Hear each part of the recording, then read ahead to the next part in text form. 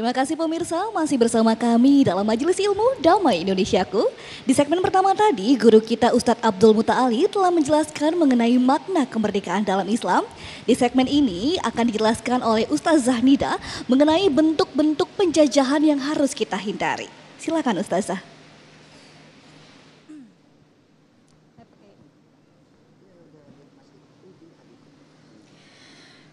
Bismillahirrahmanirrahim.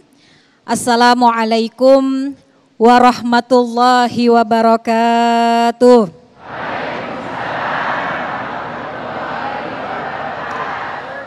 Alhamdulillah. Alhamdulillahilladzi ja'alana wa iyyakum minasyakirin as-sabirin. Wassalatu wassalamu ala sayyidina Muhammadin Sayyidil Anbiya wal Mursalin wa ala alihi wa sahbihi ajma'in amma ba'du. Subhanaka la ilma lana illa ma 'allamtana innaka antal alimul hakim. Rabbi shrah li sadri wa yassir li amri wahlul 'uqdatam min lisani yafqahu qawli. Shadaqallahul aliyul azim. Yang sama-sama kita hormati segenap para alim ulama, para guru-guru yang insya Allah kita doakan beliau senantiasa berada dalam pemeliharaan Allah Subhanahu wa Ta'ala. Mas Sofyan dan Mbak Amel selaku pengatur acara, segenap jamaah Majelis Taklim Masjid Jami Nurul Huda, dan juga pemirsa Damai Indonesiaku TV One dimanapun berada, yang mudah-mudahan kita semua yang berkumpul pada siang hari ini, Allah jadikan perkumpulan kita menjadi perkumpulan yang dirahmati oleh Allah. Amin. Ya Rabbal Alamin. Syukur Alhamdulillah. Siang hari ini Allah izinkan kita berkumpul di tempat ini bersilaturahim dalam acara Damai Indonesiaku. Sekaligus kita memperingati Hari Kemerdekaan Republik Indonesia yang baru saja 2 hari yang lalu kita peringati bersama-sama dengan cukup meriah.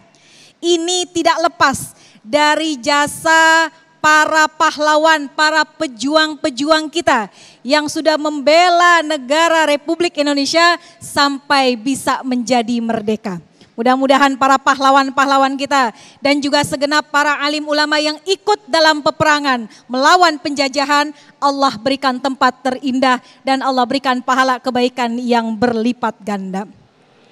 Bapak dan Ibu sekalian, kondisi kita saat ini mungkin sudah merdeka secara fisik, betul? Tapi sejatinya setiap kita hamba Allah yang beriman, kita masih dijajah.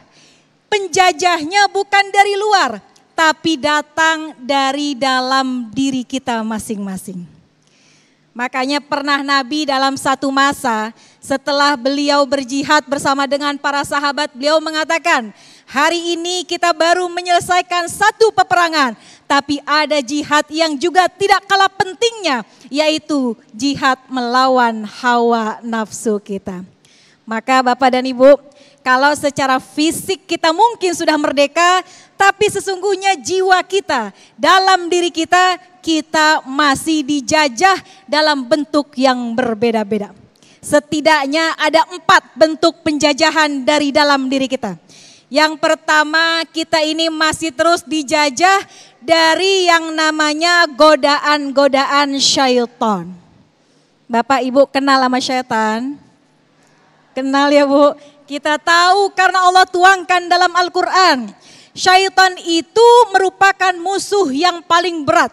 Inna syaitana lakum adun fattakhizuhu aduwa. Syaitan itu merupakan musuh kita, maka jadikanlah syaitan itu musuh kita. Kenapa demikian? Karena syaitan itu kerjaannya godain kita. Summa la'atiyannahum min baini aidihim dari depan. Wa min khalfihim dari belakang, wa an aimanihim wa an syama'ilihim, dari kanan, dari kiri, setan terus godain kita nggak berhenti. Bahkan dikatakan inna syaitana yajri min ibni adam majrad dam. Setan itu Bu mengalir dalam tubuh kita seperti halnya aliran darah. Dia mengalir dalam bentuk tipu daya, makanya di mana-mana hidup kita nggak bisa lari dari yang namanya godaan Nih di sini di masjid kira-kira ada nggak syaitan? Ada. Orang Bu, kalau dia mau sholat, mau ibadah, begitu dia gelar sejadahnya, belum kita duduk, syaitan udah duluan duduk di sejadah kita. Dia akan kabur cuma waktu azan dan qomat doang. Inna syaitan idza sami'an nida, kalau dia mendengar panggilan azan, setan itu akan lari terbirit-birit sampai terkentut-kentut, itu dalam hadisnya. Dia lari seberapa banyak, maka ruha sepanjang menuju tempat ruha dalam satu tempat di kota Madinah. Itu jaraknya 36 mil atau 64 kilometer. Jadi kalau muazin azan, setan itu akan kabur. Ntar selesai azan dia balik lagi. Begitu qomat dia kabur lagi. Selesai qomat dia balik lagi. Dan dia akan duduk menggoda kita yang lagi ibadah sholat. Makanya kita kadang-kadang yang ingat jadi lupa, yang lupa jadi... Betul begitu? Kita nyari barang di luar sholat nggak ketemu ya Bu. Begitu kita takbir udah rakaat kedua baru kita ingat tuh barang ada di mana. Atau yang ingat jadi lupa. Kita tahu sholat zuhur 4 rakaat. Begitu tengah-tengah sholat kita lupa nih rakaat berapa. 2 apa 3, 3 apa 4. Itu karena syaitan selalu menggoda dan hadir dalam diri kita. Maka kita minta perlindungan dari Allah, setiap mau berbuat satu amal, biasain awali dengan mengucap nama Allah. Bismillah, atau yang paling bagus, a'udzubillahi minasyaitonirrajim, kita minta perlindungan daripada godaan syaitan.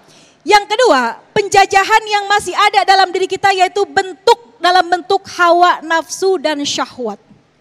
Di dalam Al-Quran, Allah tuangkan ada 3 bentuk nafsu. Yang pertama nafsul ammarah, yang kedua nafsul lawamah, yang ketiga nafsul mutmainnah. Ini kita lihat jiwa kita dikuasai oleh yang mana? Yang pertama nafsul ammarah.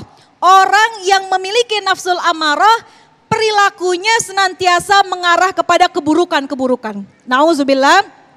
Innan nafsala ammaratu bisu, karena nafsul ammarah itu selalu mengarahkan kepada keburukan. Yang kedua nafsul lawamah, orang yang selalu merasa dirinya kurang bersyukur kepada Allah.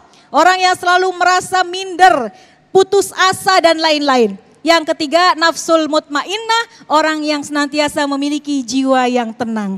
Kita berharap nih Bu ya, kita diberikan jiwa oleh Allah, hidup kita dalam keadaan yang baik, nanti kembali kepada Allah juga dalam keadaan yang baik.